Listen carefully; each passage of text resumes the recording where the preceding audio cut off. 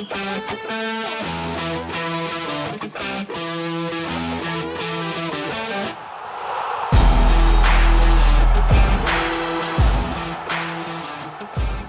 think you learn a lot in the process of looking at schools. You mature probably in the process because it takes a few months. I mean, sometimes it can be really quick.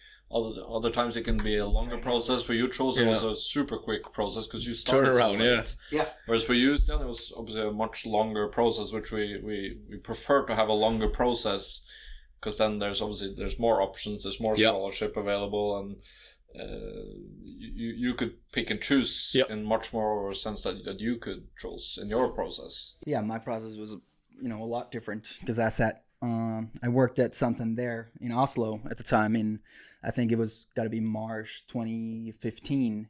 I took a year off after high school and worked in Oslo, and then my dad actually sent me the website of CSUSA and said, "Oh, maybe this could be something," because I was planning on either studying here at BI or in Bergen, and then I did the free eval. And that was a bit different back then than it is now. And then Stu, who is the other co-founder, contacted me 2 days later.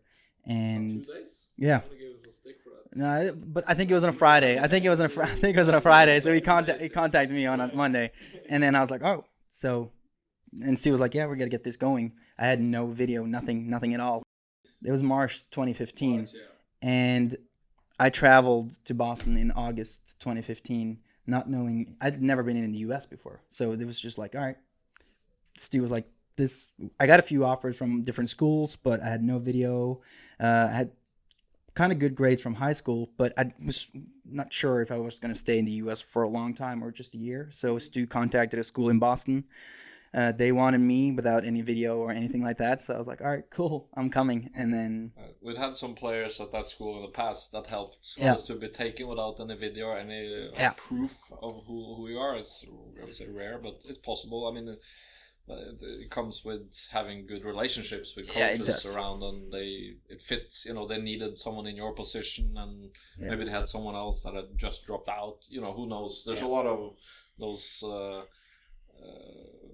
things happen in the recruiting process till the end, all the way till the semester starts. It's so the right with timing, and you talk about that. You have to the quicker you can have everything ready, right?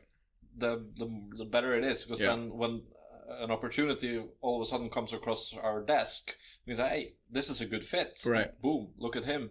Here's Stian, and he has everything in order. Yeah. There you go. And then it could turn into sign the dotted line for us, if you like it too. Right. And I've always been a person that wants to be like early with everything. Like I want to have everything kind of planned, and I'm really like into like dates and time. Like everything needs to be in order, and I'm really looking to have my calendar kind of set up and have stuff in order basically. And it does really help, so you don't have to like stress with everything. But like you said, maybe you don't have to sign the first day you get the offer, but you get more soon. So it's like, but you have to be ready, because you're in the process, and you obviously you might not know what else is there, right? So sometimes you have to just, now it's happening right here, right now. If you don't take this, what you like, you're not sure something different or better is going to come along. And, sort of the same thing in the professional world. It's not that different when it comes to picking schools and doing that, because you get offers, and you sort of have to check each and one of them real good and see if, could this be a possibility? You can't just wait until the transfer window is locked down. Of course. Because, that might be the only offer that could be something for you. Yeah. So it should take time to consider any offer, but if you have a good feeling about an offer, you should definitely take it. Yeah. And it helps with you guys, asking the new sign-up client that where do you prefer, or where do you want to go, where would you like to see yourself, but that doesn't mean that exactly in that area is going to come an offer. That is more like a guide for us, right? And we obviously, to get it down on paper, your like needs and wants, which is nice, but then you might find out that there's some other things that are more important to you than you ever thought about, when you've actually done the process and seen a few schools and learn more about it. So, but it's always nice to have. We'll start with this, because this is what Stian wants or the student wants, right. And then you work away from there. Yeah, correct. But then you had a good start there. You had I was looking back at some of the box scores, okay, and some match reports. Yeah. You had an assist in an overtime. It goes to golden goal, right, in the US, which is always a lot of fun. Good for the crowds. Yeah. You had an assist when you won 1-0 against, I think, Young Harris. Young Harris, correct. So you had a good assist, right? That was in like the second or third game. Yeah. That's a good team to beat. They're always in the nationals, like very high ranked. They were ranked number 3 in the nation by the time we beat them, and we were not even close to be ranked at that time. So that was just like, that was a great feeling for sure. And then you got your own overtime game winner. Yeah. And a 2-1 win a couple of games later. Yeah. That's a good feeling. It's a very good feeling, yeah. And you know that since it's the golden goal, it's a special feeling because we're not used to that here back in Norway. So when that was I remember I got a long ball and it went over the goalie, and it was like such a long way out. But then it went into the open net, and the whole team and school just came, and the whole campus. Just like ran into buried, right? It was amazing, and that was really like, wow, this is so different and such a cool feeling to have people from. I had a Norwegian teammate, but I also had people from, Spain, England. Germany. There's so many people that on one pitch together for one thing, and when you're not on a professional team, you're in a university. It's a little bit of a different world, but that's a feeling that you don't get back home in the same way. So for sure, it was great. The overtime aspects and golden goal, it's they need a winner in the US. And I like it. At first people are maybe a bit what about the draw and get the point, right? I mean, you can still draw. Actually, there's no penalty shootout, right? But it's fun. But you can also, because it's quite a hectic schedule in the fall when you're in season. 100%. So if you go 2 overtime games in a week, let's say you play Wednesday and a Saturday, and you both play, it's 10 times 2, in the overtime, so 20 minutes extra. You feel that if you do feel that twice a week. I mean, you feel it for one game, but twice a week is a lot.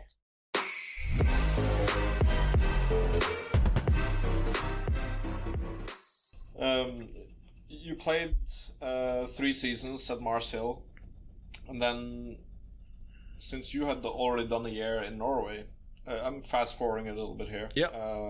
But you've done so many cool things, so I want to talk about that. But you had 1 more year of player license eligibility, because you had done 1 year, you finished your bachelor in 3, so you had 1 more left. That's correct. Another rule that you're allowed to play 4 years in the States. You had 1 more year, so then you decided to go down to Florida.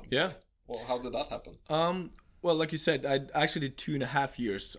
So I had, I did 5 semesters there at Mars Hill to finish my bachelor. Even quicker. So you did some extra classes along the way. Yeah, where I was just really thankful that I got so many credits transferred for the Norwegian Business School. Like you said, it's a really good school, so you get those credits gets valued a lot. So you bring those over and you continue your business degree there, which means that you can basically accelerate your bachelor degree and kind of like your route over there. I graduated after 5 semesters there and had basically 3 semesters left of my soccer ability over there. So I was like, do I really want to go home now, or do I want to use those? And I talked to even Kim. I said, well, what are our options here? Like, I want to play. I want to get a good master degree, but I also want to play here. And again, we're talking about honesty here. I did decent in college. Like, I didn't score 25 goals each season, and I wasn't expecting myself to do so either. But the thing was, what can we do here to get a decent scholarship for that school for your master degree? And it wasn't a lot of options. So in that, again, I'm a huge network guy. I have a huge network pretty much everywhere where I go and where I've been. So my backup... You've earned a network. Yeah. You don't just have it. Right. You're good at getting a network. Right. You're plugging yourself into one, I think. Right. That's the right word in there. So actually, my friend at Mars Hill, he was a goalie. And he went down to Lynn University where I eventually started, and he was a backup goalie down there. I was only with him at Mars Hill for 1 year, but I talked to him. It was like, well, how's your team there? I knew it was D2, so it was kind of the same level. And he talked to the coach for me, basically. He just went into the office one day and said, "Hey, Stian, I played with him up front. He can run. He works hard, and Have you seen his showcase goal from November? Hey, 2014. here is this. This is a few years ago, but I can do this if you want." No, so he went in and talked to him about me and tried to explain my situation that I had 18 months left. The really kind of weird thing was that I had 2 semesters that was kind of off season for soccer. I had 2 spring semesters and 1 fall, and you obviously were starting Lynn in January. Yeah, so that's the off season in soccer. Right. So I graduated from Marsil December 2017, and I went directly to Florida after I was home for Christmas in Norway. I went to Florida at the beginning of January to start my masters. But then it was off season, like you said, and the thing is, not many college coaches want to have a player just for 1 year.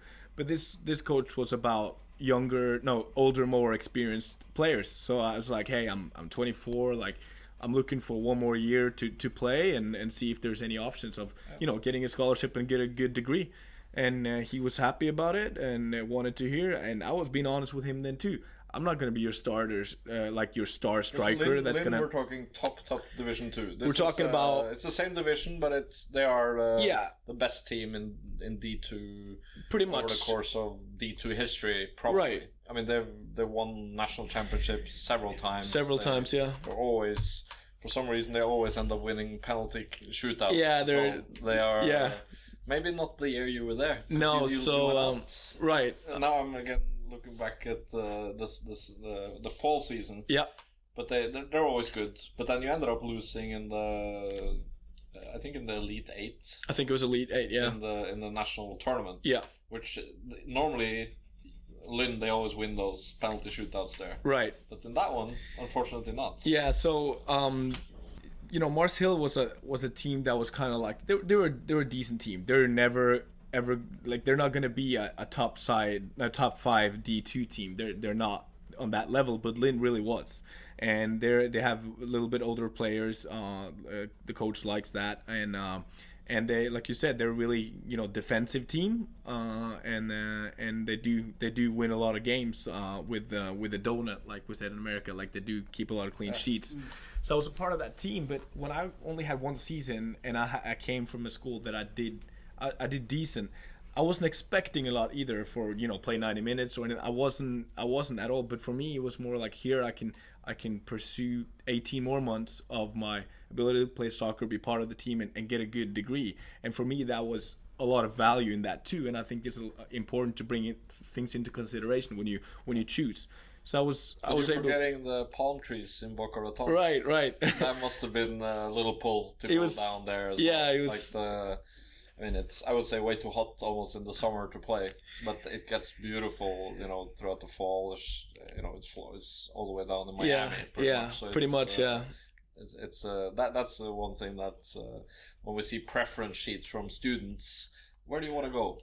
It's either palm trees or the palm trees in Boca Raton or Florida or New York City. Right? Yeah, the 3 places. And you I mean, it must have been to get squeeze the extra little juice out of your US experience with something quite spectacular.